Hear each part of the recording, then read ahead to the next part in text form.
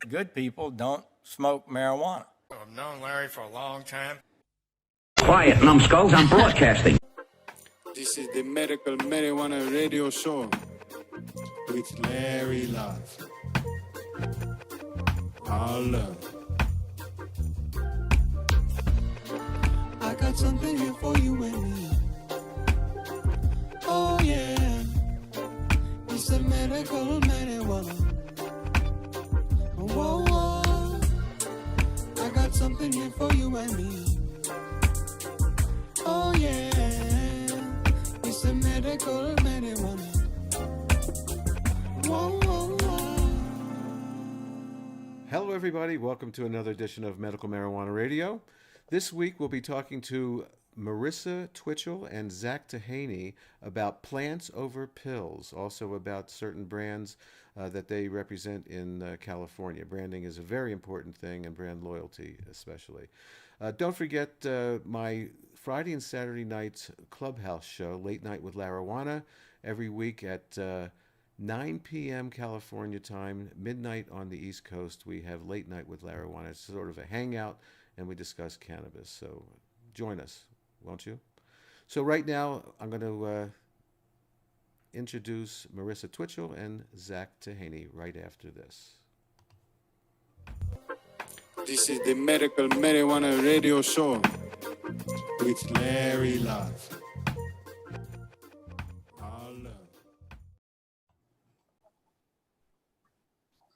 Welcome, Zach Tehaney and Marissa Twitchell. We're going to talk today about plants over pills. Zach and Marissa are in California. And Marissa, tell us first a little bit about what you do and how you got your passion for plants over pills. Hey, thanks for having us on. So for my job, I'm a territory sales manager for major brands and distributions. All of the companies that I've worked for in California have been legacy to legal. So I'm pretty proud of that. And work in Southern California and based out of San Diego. Excellent. I love Southern California. I lived there for 30 years, so my heart is still there. Zach Tehaney, tell me a little bit about yourself. Yeah, how's it going? I appreciate you having us on tonight. My name is Zach Tehaney. I'm a California cannabis professional. I work up here in the San Francisco Bay Area, specialize in bulk sales and networking and management of sales teams. Marissa and I were actually co-workers at one of the legacy brands that we used to work for. And now I'm running and working with the sales team up here for a brand called Lowell Farms up here in Northern California. Gotcha. Well, welcome to Medical Marijuana Radio. Marissa, since I met you first on Clubhouse and listened to you in a lot of rooms, tell me about your passion for plants over pills. It's an issue that is huge, not just here in the United States, but all over the world. So what made you come to, this particular, you do a show on Clubhouse every week, so tell me about it. Yeah, so Zach and I both have a bunch of very deep personal connections to why we really try to spread this message and have these conversations. There's a plethora of reasons, really. Starting with my dad, I lost my dad to lung cancer in 2004, and watching him go through a disease that ravished him in 3 months without the use of any cannabis products was pretty rough. And I remember even suggesting to him one time, like uncomfortably because I was young, like, hey, Dad, why don't you, smoke a joint? And he just kind of looked at me like, I can't smoke anything. I have lung cancer. And my dad wasn't a smoker. And so just kind of seeing all of the available medicine that we have now, I would love to see the accessibility there. He also had Crohn's disease, and I've talked to quite a few Crohn's patients, in particular through some of the stuff that Zach and I have been doing together. And the amount of relief that Crohn's patients are able to garner from the use of cannabis is just next level, particularly when we start getting into full spectrum oils and capsules and tinctures, things outside of your normal joint that you might think of, or your pot brownie. We just have so much more to offer these days and have for a while, but the accessibility is really there. And then a really large reason is I come from an area of New England where alcohol, the state that I come from, we are #1 per capita for alcohol consumption. and we are always in the top 5, typically land at the top 3 for opiate abuse. So I've lost countless friends, classmates, associates, and also family members to overdoses. Most recently, my youngest brother, less than a year ago. Oh, I'm sorry. Thank you. It's something I and I know Zach as well have been dealing with for quite a long time. I think the overdose death started right around 20 years ago for me. So it's been 20 years of just watching this, and there's no end in sight. And I just firmly believe if we can change the mindset from pharmaceuticals into more natural medicines, including plant and fungi medicines, I think that we can save a lot of people. We can open a lot of people's minds. And I just think be in a whole different state of humanity. I think it's really important, and it's something both Zach and I are incredibly passionate about. All that being said, I do want to be clear, there's always a time and place for pharmaceuticals. I just think that there's an overabundance on the market, and that's our go-to. And I'd like to see it be a last resort rather than a first resort. You know what? Cannabis should be the first resort. I agree. Always. In many states, when they legalize to get people in the medical program, they say, well, you can come in the medical program if it's your last resort. It's just the opposite of what it should be. It should be the first step. Now, one thing that I do when someone says, I don't want to smoke anything, it's got to be bad for you, blah, blah, blah, is I always cite the Harvard study that says that smoking and vaping actually improves lung function and lung volume. So that's some ammunition that you can use. Zach, give me a little bit of history on how you got into the plants over pills. Yeah, definitely. I mean, for me, again, when Marissa and I met, we really just kind of hit it off, and just having the conversations and shared like stories that we've been through. For me personally, the way how I got involved with this whole plants over pills is that after high school, I graduated high school in 2006. And right after we graduated, one of my best friends moved down to Arizona, kind of just became, inundated with the life, if you will. And he actually passed away from an accidental overdose of prescription drugs and alcohol. So that was kind of the first, introduction to, oh my God, like what the hell are these things that are killing my friends? Actually, when my buddy passed away, his name was Joey Rivero. And in that time, his mom just became literally the #1 advocate for, stopping opioids, and created a nonprofit organization called the National Coalition Against Prescription Drug Abuse. So that was formed up here in Northern California. So I started working with her and really just telling Joey's story. My buddy Joey wasn't an addict or anybody that, abused drugs on a regular basis. It was something that, he was trying, and it took his life. But just to show the power of these drugs, full circle in that entire situation, Joey, before he died, had actually driven out to LA with a couple of his buddies, and picked up over 200 different types, 200 pills of Oxycontin, Percocet, Valium, and a couple other pills. And those were actually prescribed illegally from a doctor, who, after, this whole entire process, ended up getting arrested. Her entire practice was shut down. And she was actually the first doctor to be federally charged for the deaths of her patients, for prescribing these drugs. So, that's really how I got involved with it from the get-go. Unfortunately, since Joey's passing, Joey died in 2009. I've actually lost 2 other friends to prescription drugs since then, 2 very close people to me. So in the sense, I've lost 3, and there's countless others that have, really are still alive, but have really lost their lives to these drugs. And the crossover for me is, working in the cannabis industry, growing up in a community that always told us, not to smoke weed or whatever it may be. I just found it, not ironic, but in a sense of I had a duty to, share the power of this plant and what it can really do. Because like Marissa said, and like you were saying, like, I think that should be the first line of defense. We shouldn't be pumping these pills down people. We shouldn't really just be, that shouldn't be the forefront and the center of what our conversation should be about. It should be a more of a natural, holistic approach. Right. That's really where it kind of was birthed from. And Marissa, I just kind of ran with it. We're fighting that stigma, for 80 something years when this cannabis was a legal medicine until they had the prohibition. It was in the pharmacopoeia until 1947. It says that people who, 100 years ago were using it for seizures and all kinds of different things and sleep. And so what is the fix? I mean, I know that, first of all, Virginia just legalized, okay? And there was a guy in one of the clubhouse rooms the other day who was saying that he's going to open up a rehab to get people off of alcohol and pills using cannabis. Okay. I believe there is one in Northern California, if I'm not mistaken. And there's one, I think, in Colorado or maybe even Arizona. So that's obviously going to be a trend. I don't know which one of you wants to take this, but so how do we get a friend, a family member, another person, a human being, to get help? Have you figured any of that out yet? It's 2021 now, so I don't know which one wants to take this first, but You go ahead, Zach. Yeah, I mean, I think for this, I mean, to get help, I mean, you hit the nail on the head in the beginning. It's the stigma. We still have to work to destigmatize cannabis, and that's going to be a big play.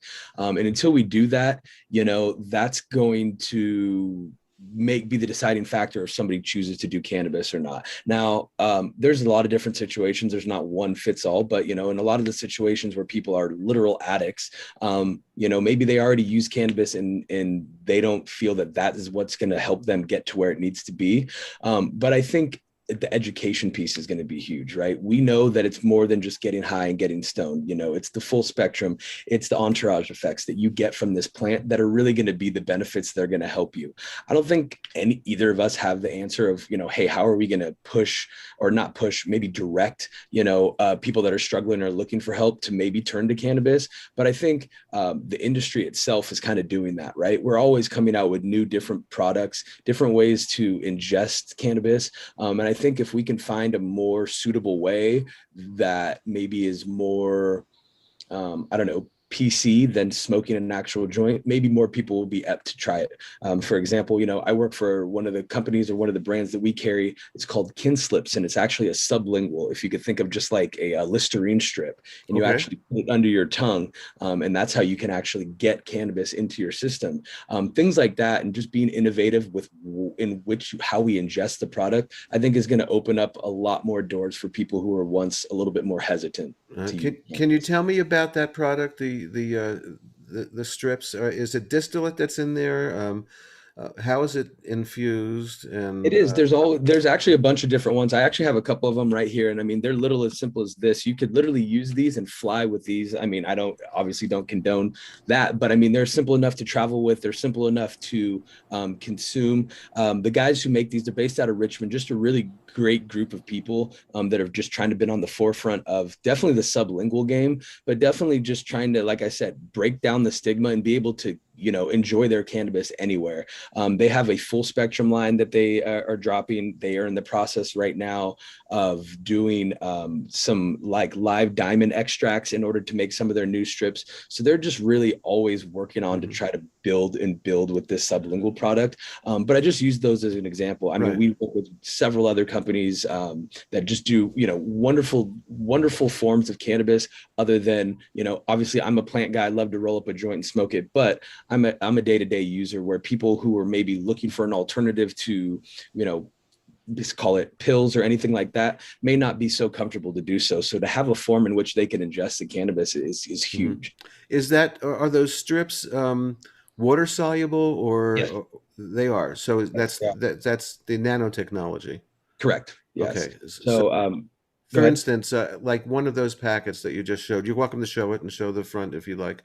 Sure. I'd like to take a look at it. Okay, Kin Slips. Okay, so how many milligrams is on that one? Did it say 50? This one's a 10 milligram. They do the 10 milligram. They do a 5 milligram. And they, a lot of them are different. Like, for example, they do just a specific CBD one with CBN. I know they're doing some experiment with THCA. So there's just a lot of different things that they're doing. And again, I just used them as an example, and I happen to just have them in front of me. But again, just like having a different a driver for how you're consuming your cannabis. So those particular strips, are they like, it says like 5 or 10 milligrams. Now, What are you getting most of that because it's a more bioavailable to the body, being that it's water soluble, or Exactly, and it goes right direct in your endocannabinoid system. I mean, right through the bloodstream. It's fast acting. It's not like an edible, right? You're getting it right under your tongue, where it's going right in there. So you're feeling that effect within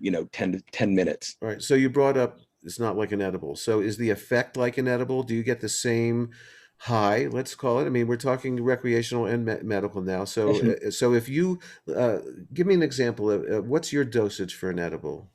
I actually do not do too many edibles. You know what I Okay. mean? If I'm eating maybe 20 milligrams, that's probably going to be too much for me. Okay, I But understand. on the flip side, like I actually just took, 10 milligram of this Kinslip before. I would say it's more true to the plant, right? It's more of that full body high that you would get from smoking a joint. The edible high for me has always been a little bit heavier, right? I'm a little less aware, more just like that classic stoner feeling. This Right. is not what you get. You're very clear headed from these.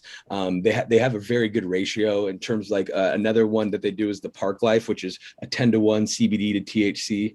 So there's a lot of different forms, but it's not a heavy high. It's a very casual. It's meant to be able to use and still be productive throughout your day. How quick is the onset to I would say feelings? within 10 minutes. No Yeah, kidding. definitely. Okay, Very great. fast acting. Marissa, have you tried one of those? I have, yeah.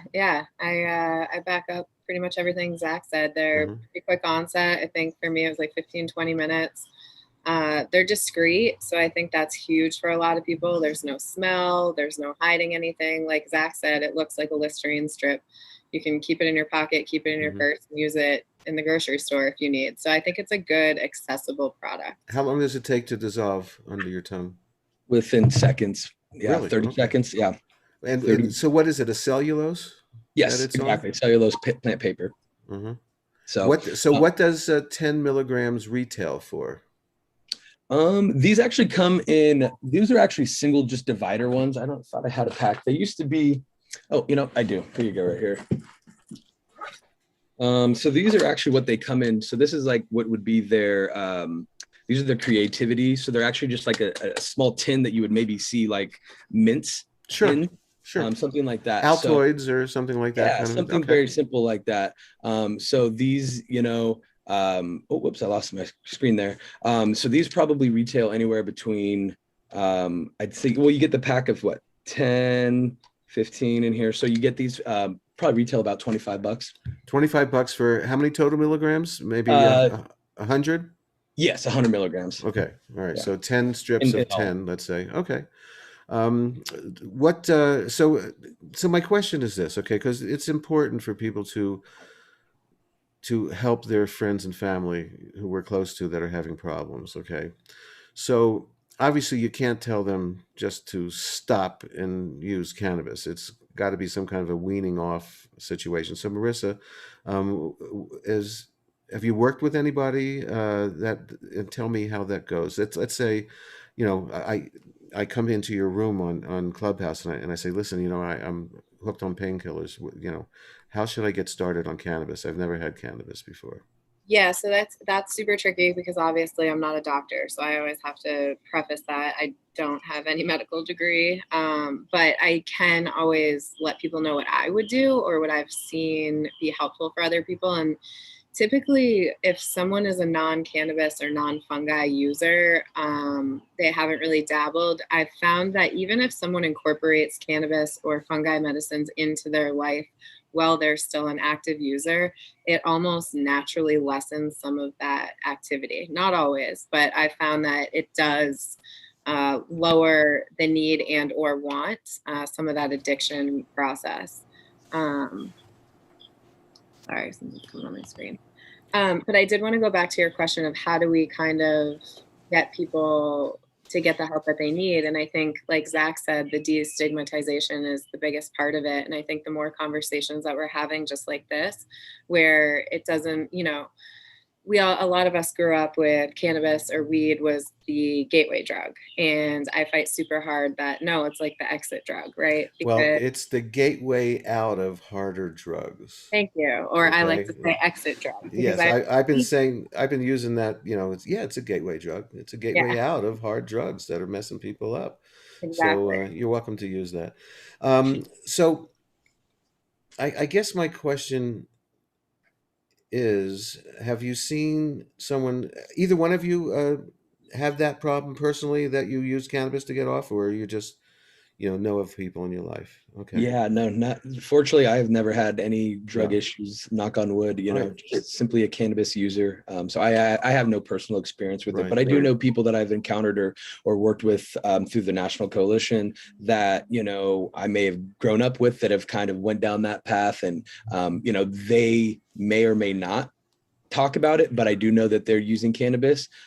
So that's always kind of been something interesting for me specifically, is like, even though they're off whatever pills or drugs that were kind of, harming them in the beginning, they're still a little hesitant to be open about, well, yeah, I'm still getting high, or like I still smoke a joint here and there.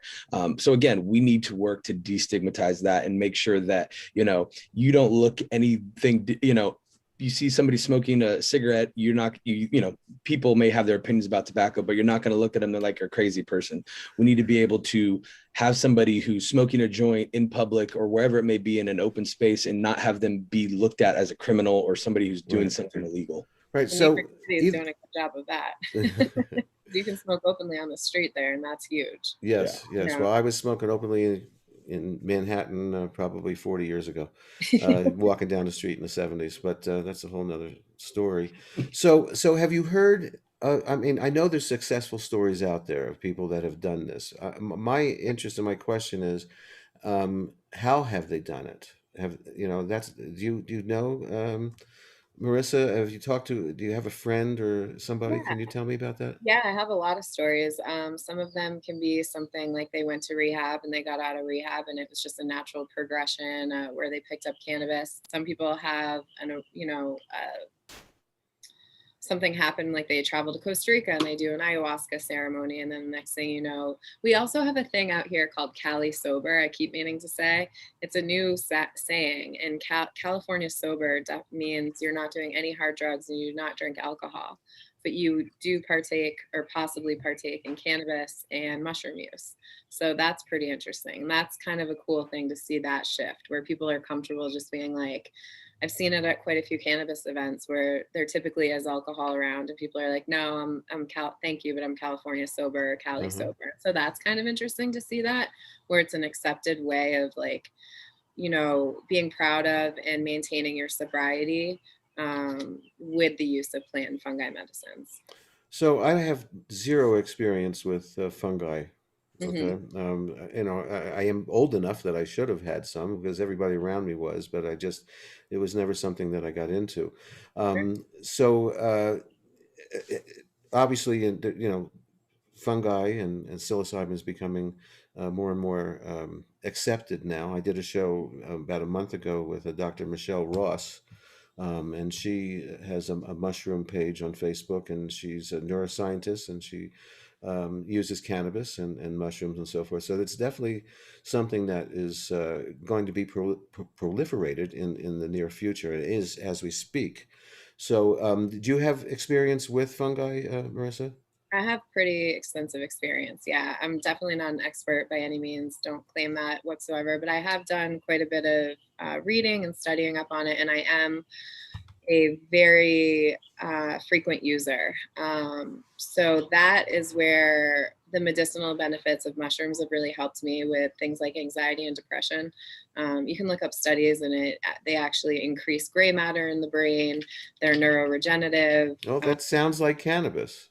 Yeah, Cannabis is a neuroprotective. Yes. It causes neurogenesis, which is Yep. the rebuilding of brain cells. Exactly. So they've told us that we're burning our brain cells all these years. Yes. I guess they were Quite wrong the about that. And I feel like they're great medicines to do in conjunction with each other. So I macrodose on occasion, but I microdose 4 to 5 times a week. Very, very slight microdose. All right, so we're talking about the mushrooms. Yes. Okay, so I consume if you wanted to use both, okay, is it better to use the mushrooms first, or is there a system to using both of these for health? There are suggested systems. I don't know of any in relation to the mushrooms or cannabis. Well, how do you do it when you microdose? Yeah. Let's say tomorrow morning tomorrow you're gonna microdose. Sure. Are you going to smoke cannabis first and then microdose, or are you going to do it the opposite way? I consume cannabis early in the morning and then after work and late at night. I happen to be someone that doesn't typically consume much during the workday. Mm-hmm. I'm on the road a lot. There are a multitude of reasons why. So I'm more like like when I relax, and I do consume every day. Same with the mushrooms. I'll take those after work at some point. Typically anywhere from 5 p.m. to like right before bed. Sometimes I'll take it right before bed just to see how it affects the dreams and the sleep and whatnot. But it's a very, very low microdose. What do you call a low microdose? I can show you really quick. Hang on. Oh, okay. So while she's going to get her microdose, we have Zach Tehaney here. Zach, you can jump in with something till she comes back.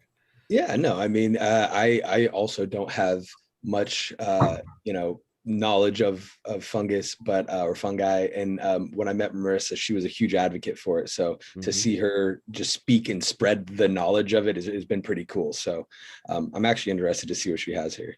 All right, I'm cool. going to hide the name of the product just because of the legality reasons, but this is my microdose that I take. Is that a liquid? No, they're actually pills. So they're like capsules that are filled with X amount. They're a capsule. So how many milligrams of fungi would be in each capsule? So we have 165 milligrams of the psychedelic, and then we also have 100 milligrams of Bacopa monnieri extract, 100 milligrams cordyceps extract, 100 milligram lion's mane, 100 milligram long jack, 100 milligram griffonia seed, and 50 milligrams of vitamin D3. I never in my life thought I'd be purchasing any psilocybin products with nutritional facts, but here we are. Wow. And they're not the only ones on the market. You can also purchase quite a few chocolates with all the nutritional facts and packaged properly. And I've heard about that. Someone on one of the other shows recently, or maybe in a Clubhouse room, was talking about a $75 candy bar. Oh yeah, they're available and they're here. Is it expensive? You would think that it wouldn't be so expensive. No, it's pretty affordable. And so, like I said, I like to take these multiple times a week. And it's done, I don't suffer from severe depression or anxiety, but I do notice, I have a noticeable difference when I'm consuming the psilocybin, getting good rest, and cannabis compared to other things or using the use of nothing.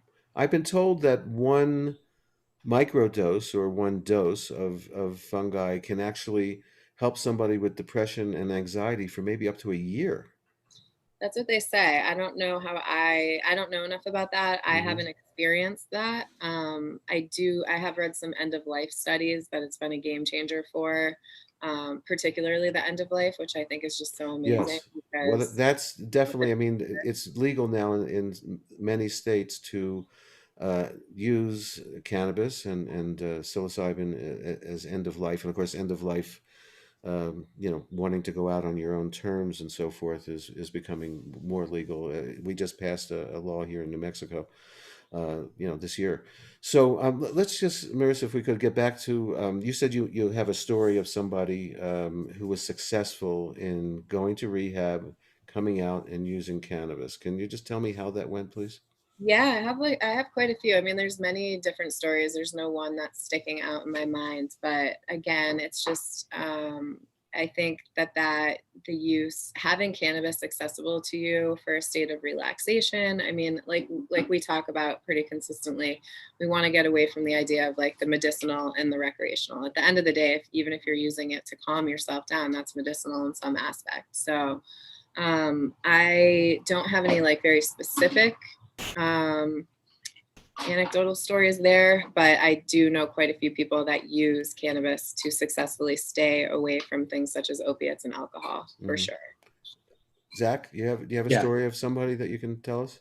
Yeah, same thing. It wasn't necessarily somebody who turned to cannabis for an alternative. It was somebody who already used cannabis, happened to get involved with opioids and prescription drugs, and in doing so, kind of went down a deep hole. And, the way that this person was able to figure out where their balance was kind of what Marissa was saying earlier. And if you want to call it California sober or whatever it may be, but, this person realized that the opioids and the onset or the feeling that he had to want to do those often was accompanied with alcohol.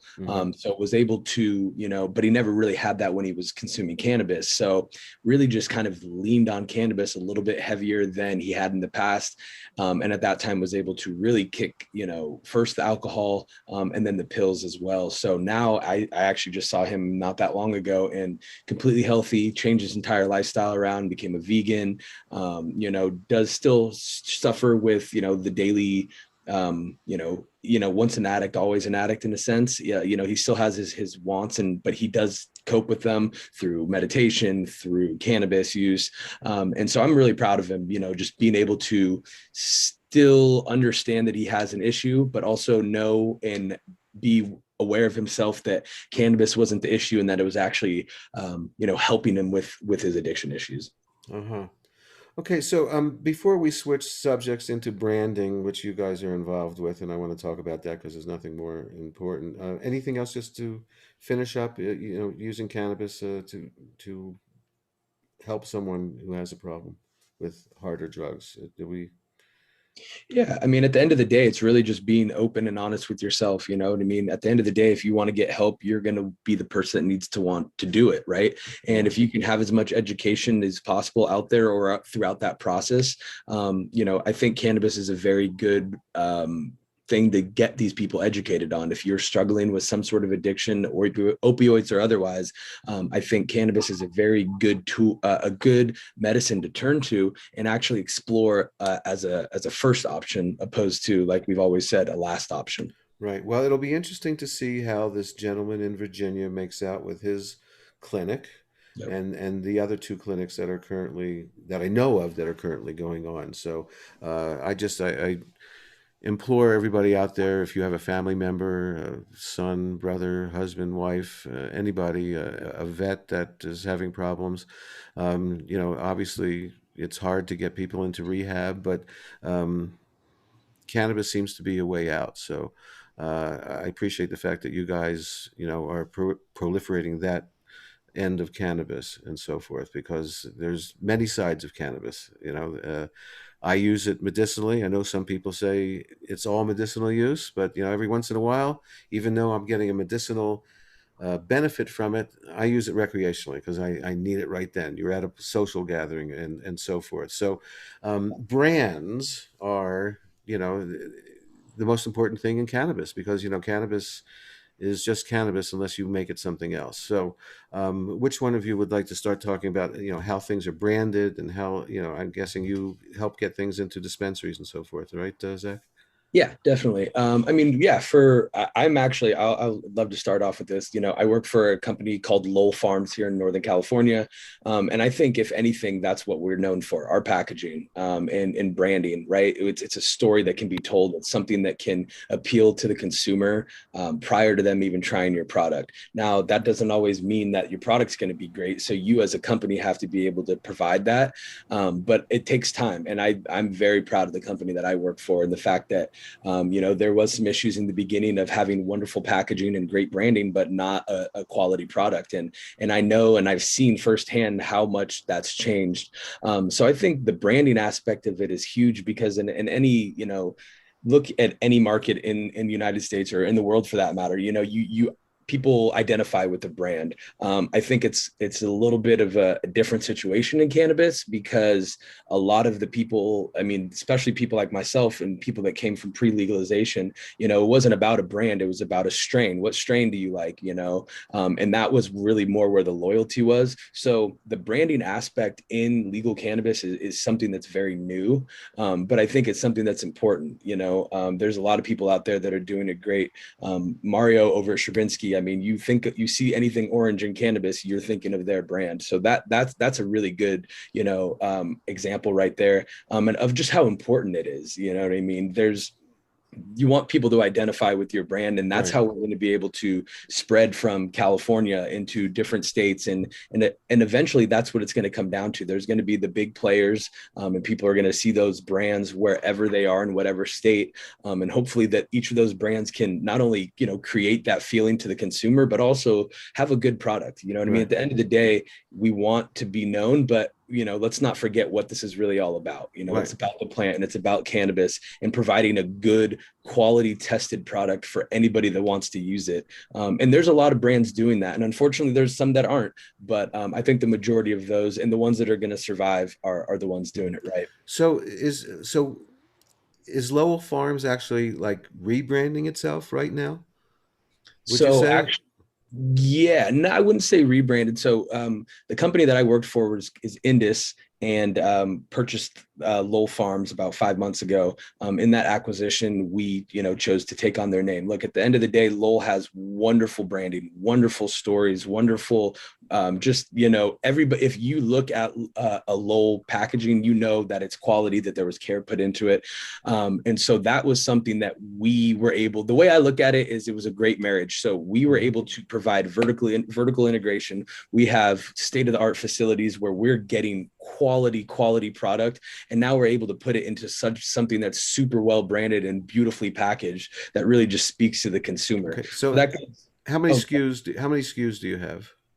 Under the Lowell brand itself, I would say 1, 2, 3, 4, 5, 6, at least 10 under that. And then we have our legacy brands as well, that include, you know, full edible lineup, kin slips lineup, like I was talking about. So, and we're constantly innovating. I mean, we're definitely known for as a pre-roll company, but our flower right now is absolutely cranking. And Okay, we've had let's talk about pre-rolls. I thought I had my ashtray here, but I don't. Why should I not? Well, Marissa, you can answer this, or Zach, but I don't like pre-rolls. Okay, I don't know what's in them. Sometimes I can't even take a hit off of one. Yep. So why should I buy your pre-rolls? And most of the time, at least, you know, I'm in the state of New Mexico, which is also the state of confusion. You know, we have, you know, 95%, you know, crappy cannabis and 5% good stuff. So, Marissa, tell me about pre-rolls. What's in them? What do you guys put in them? It all depends. So I work for a different company. Zach and I used to work together, but it all depends. There's some really great pre-rolls on the market. There's some really terrible pre-rolls on the market. And then there's everything in between. A lot of it's based on price point. Is it full flower? Is it just shake? Are they hand rolled? Are they machine rolled? We've all smoked that pre-roll that's way too tight, and you're like, oh, this is. Or it's too loose at the at the mouthpiece. Right? Yeah, You know, flopping around. But there are some great brands. I mean, I'm like a big fan of, talk about like putting together branding and making people interested. I've been watching what Space Coyote is doing out here in the market, and they have live resin infused pre-rolls. okay.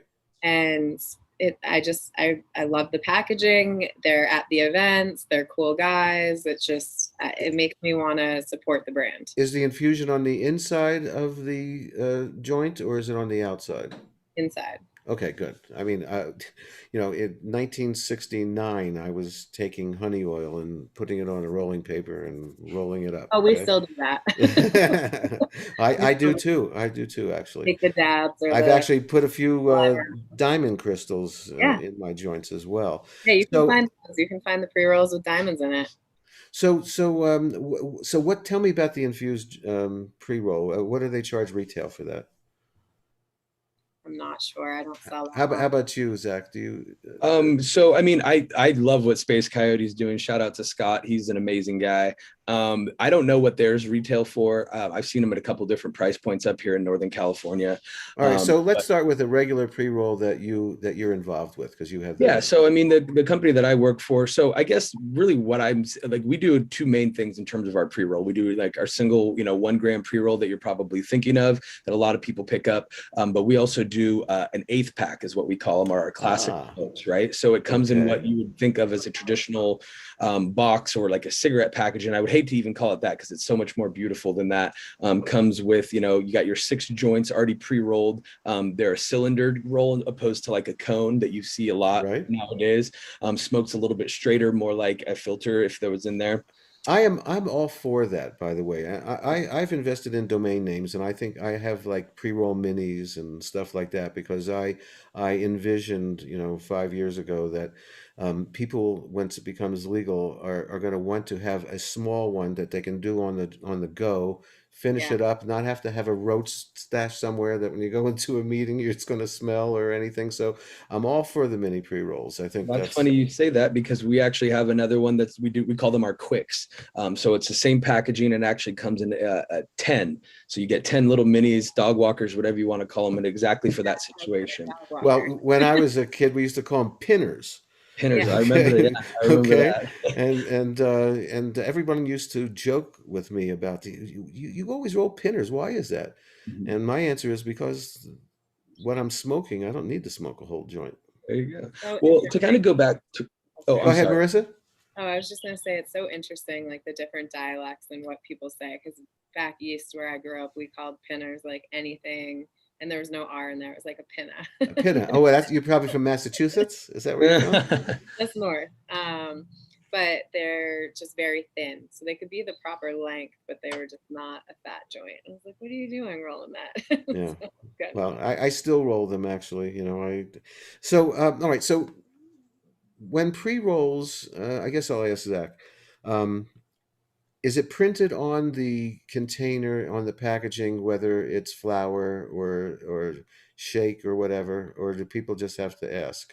It should be, but yeah, it should be. It depends. Like Marissa said, there's some good ones and there's some bad ones. Ours is definitely 100% flour.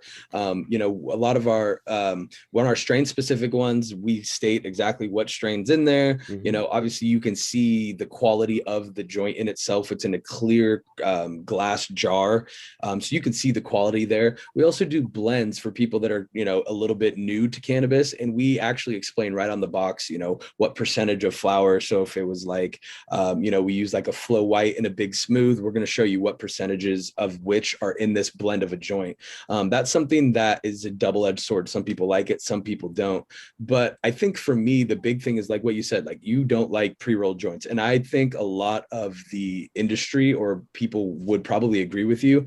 But I think that goes back to in the beginning in pre-legalization and even when it was legalized, joints, pre-rolled joints were kind of used as a promotion or an afterthought. And yeah, people were just filling them with crap and just, putting them out there. I remember, before I even was in the industry, going to a cannabis dispensary and getting a free joint just because it's my first day and signed up, and you cut that thing open when you get home and it's just stems and bullshit. Yeah. Well, that's what the medical marijuana is from Ole Miss that they were giving to all those people all these years. It was crap. It had seeds and stems and so forth. But look, there's definitely a place for pre-rolls. Have I been on vacation somewhere where seen a dispensary and stopped and ran into because I'm I'm on the road, I don't have time to roll a joint and so forth. So but to have a high quality pre-roll, I think if you guys are doing that, then I commend you because I find very little of that.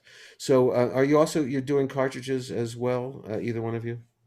Yeah, we have main. That's kind of what we're known for is mainly our cartridges, but we also sell flour, PAX pods.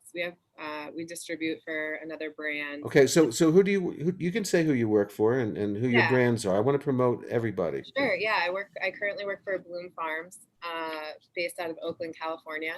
I believe that we're just about to turn 7 years old. So Bloom Farms is not Bloom, right? Correct. Bloom Farms is different. Because there is a Bloom here in New Mexico, and I think they're multi-state as well, and everyone seems to be using that. All right, so tell me about your cartridges. Is there any like full extract cartridges, or is it all distillate now? Yeah, we do all of it. We have a full spectrum cartridge. We have, and Zach can talk about this because we used to work there together. And that's where we met. and I'm super grateful. But we do a live resin. We have a CBD or CBN live resin vape on the market, so that can be used for sleep. So how do they do that? Do they isolate the CBN, or are they aging THC until it becomes CBN? How does that work? Right. Well, you can do it either way. So it's typically going to be the aged flower and then pressed into an extract with the live resin. But we sell flower and we also self-distribute. So we also do that for Harborside, and we sell their key products. What did I hear about Harborside? They just bought somebody out for like a bunch of really lot of money, like in the last couple of days. Do you know about that? Not too sure. Okay, you go ahead and talk, and I'm going to Google it real quick. Go ahead. Tell us more. In terms of cartridges, no. So we do have under our lineup, we do have one of our brands that's called House Weed. They are our cartridge brand, which is a distillate brand for us. That is a very good value play, such good quality for what, the distillate that you're getting. So, going back to what Marissa was saying, at my time at Bloom Farms, definitely got experience with, live resin, which seems to be a very big thing. We at Lowell Farms actually do concentrate more on rosin, cold press rosin that we use, which is a very big staple for us. That's probably it in terms of, cartridges. We are definitely, again, like I said, known for our pre-roll, but also our, solvent-less extraction is our two big tickets right there. So tell me about the solvent-less extraction. I actually have, let's see what I got right here.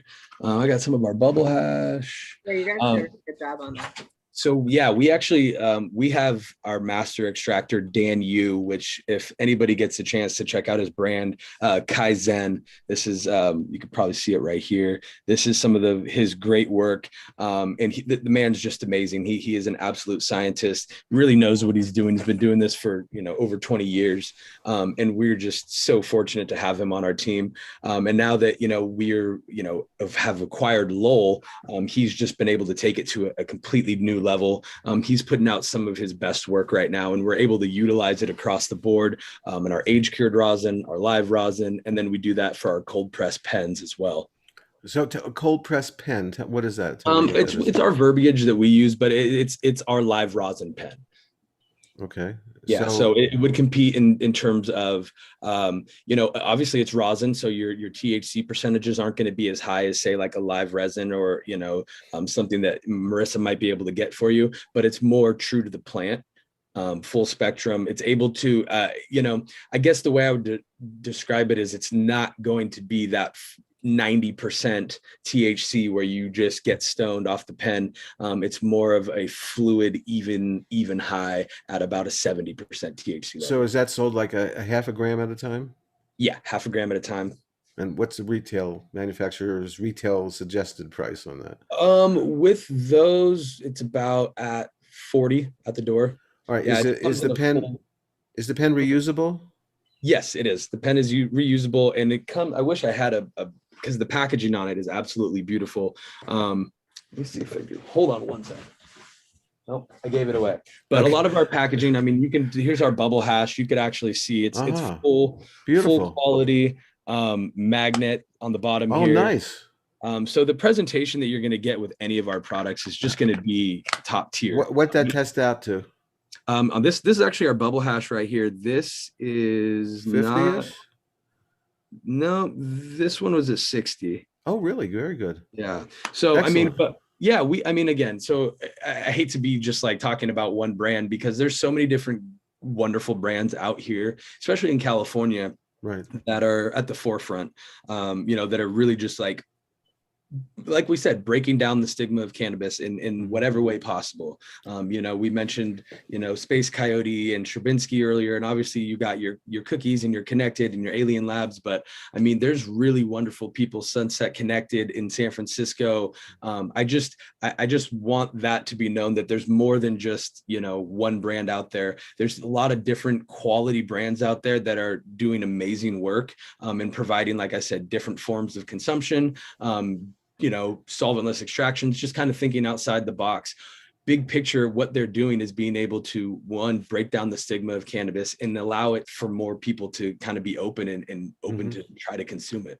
So we have about 6-7 minutes left. Marissa, please tell me more about some of your products that you represent and so forth. And you can name them. That's fine. I want people to Yeah. know about good quality stuff. Yeah, so I've got a couple different pre-rolls, a Bloom Farms pre-roll, Harborside's Key pre-roll. The Harborside is all going to be light depth flower. Uh-huh. Um, So Harvest, you say a keef pre-roll. So that means there's bud and keef in it? oh, sorry, I'm saying Key, Key. That's Okay, the name. EY. I'm Yeah, sorry. let me grab the packaging and I'll show you guys real quick. Okay, very good. Listen, packaging is very important. You Yeah. have to, but what's inside the packaging, people, I believe, need to see it a little bit more often. Lots of the newer packaging, you can put that a little closer if you Well, want. so I was going to actually show you. So here's actually some of our flour that would come in. So you would actually get your jar. So the flour is actually here. Excellent. But then this becomes a rolling tray. Fantastic. That is great. Who invented that? I love that. Lowell Farms, baby. I love innovation. I love inventions. That's, sort of what I come up with ideas all the time. That's why I've been buying cannabis domain names for 10 years. Okay, so Bloom Farms, sun grown. I love that. Can you bring it down a little bit? Is the testing on there?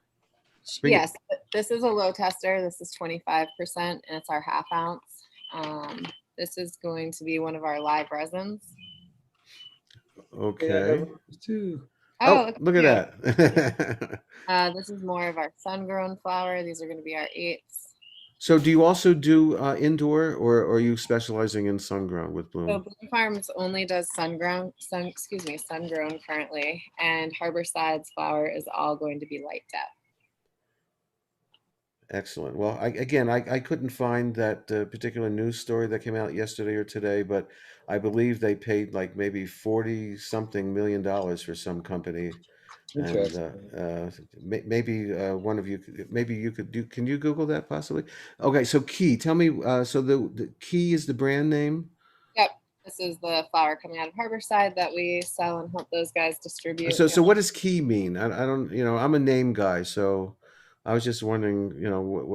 No, you don't know either. Either do I. All right, Key. I guess this is the Key product that they have. Can you switch? Oh yeah, okay, very good. Everything is all sustainable packaging, and The buds look beautiful, by the way. yeah, they're great. What cultivar is that, Marissa? We have got True OG here. Excellent. So it looks like what you were saying was that Harborside completes acquisition of Sublime California's award-winning infused pre-roll brand. Okay, so that's interesting. So we were talking about pre-rolls, and I guess this is your competition, but you represent pre-rolls with. Do you represent pre-rolls with Harborside, Marissa, or not? Yeah. Okay. So they bought Sublime. Yeah. So that's what I read. Yeah. So how does that affect both of you? Or if you haven't had time to think about it, have you? I can't get into that aspect. Okay, that's okay. No, I mean, at the end of the day, in the California cannabis market, there's always people that are, coming up, and there's new brands, and not to say that Harborside's a new brand, but I mean, there's a shelf space for everybody. And, I'm so fortunate to be at a company that has made its headspace in cannabis, especially in California. And, being vertically integrated gives us a leg up, and being able to pivot and make quality products consistently at a level that a lot of people aren't able to do so. So we're in a pretty good position, and we can adapt. I think that's a big thing in cannabis. You have to adapt. There's always going to be somebody new or something different. And if you can figure out a way to do it, or do it better, or at a better cost, you're going to come out ahead. And a better product. If you have a great product, brand loyalty, that's what it's all about. That's why you brand. You make a brand because you want that loyalty. You want those people to, keep coming back because they know that they're going to get that high quality every time they go there. We have just a couple minutes left. So before I get to Marissa, name some dispensaries. Where can people, end users, get your Lowell products? You can get them at pharmacy in Santa Barbara. I'm trying to think of a lot of the SoCal ones up here in Northern California. You can find them really much anywhere. Cocoa Farms, Valley Farms, Delray Farms. Are those dispensary names? Yeah, those are large dispensaries up here in the Northern California area, all the way down to like the Salinas area, up here, further up in Northern California. If you're in the San Francisco Bay Area, Barbary Coast, MetaThrive, the Green Cross. All of these places in the San Francisco, East Bay Area carry all of our Lowell products that, people can find. Excellent. Marissa, where can people get the products that you represent? I know Harborside's one of those places. Yeah, all over the state, from north to south, you can find Bloom Farms and Harborside, or the key products. Some local to my territories are going to be March and Ash, all of the locations. Also Speedy Weedy in both Vista, which is northern San Diego, as well as their LA location in Encino, and as well as their location in Santa Ana. A whole crew. We have Pharmacy Santa Ana, Pharmacy Santa Barbara as well. That's pharmacy with an F, right? Yes. Okay, I've had their products many years ago. So what about events? Will you guys have booths at events coming up this summer? I'm not sure about booths, but I know we'll be there. We'll be at Hall of Flowers. We'll do all that stuff. We've got a lot of 7-10 events locally happening in the next couple of weeks here. But we're doing a real big push with having a large presence at all the main events this year. All right. Hopefully get to go out to Vegas in a couple months and see Marissa out there and speak at some conventions. Everybody's going out this weekend for some reason. It's July 10th or something. Let me see, July 10th. Oh, it's oil. I get that. There's the Cannabis Cup out there this weekend. There's a couple 7-10 events. Yeah. They've got quite a few big events going on. The Haze, I think it's the Haze Cup. Yeah, they'd also have that. There's two. Okay, well, quite a few things this I'm weekend. an 8-hour drive away from there, so if I feel like it, I could just jump in there. Anyway, thank you both. This has been very enlightening, and I hope to have you back again. And I hope that the next few years that we're going to see some interesting new brands, and you guys will be involved in that, I'm sure, because we're always looking for the next big thing. So thank you very much for your time today, and I give out the what night. Do you have a set night for your clubhouse plants over pills? Not right now. Okay. We're probably going to get back on track after the summer, hopefully, when things calm down a little bit. We have a lot in our industry to do. It's an important issue, okay? And I'm sorry for both of your losses, and you're there helping people now, and so I personally appreciate that. Thanks, both of you, very much. Thanks for having us. Thank you very much. Appreciate it. We'll be right back after this. This is the Medical Marijuana Radio Show with Larry Love. I want to thank both Zach and Marissa. Thank you for your passion in what you do and interesting stuff about the brands and so forth. I also want to thank my two radio mentors, both with the initials HS. Thank you for your inspiration. Don't forget my Late Night with Larawana every Friday and Saturday night on Clubhouse at midnight in New York time, and California time would be 9 p.m. We'll be back next time with another great show.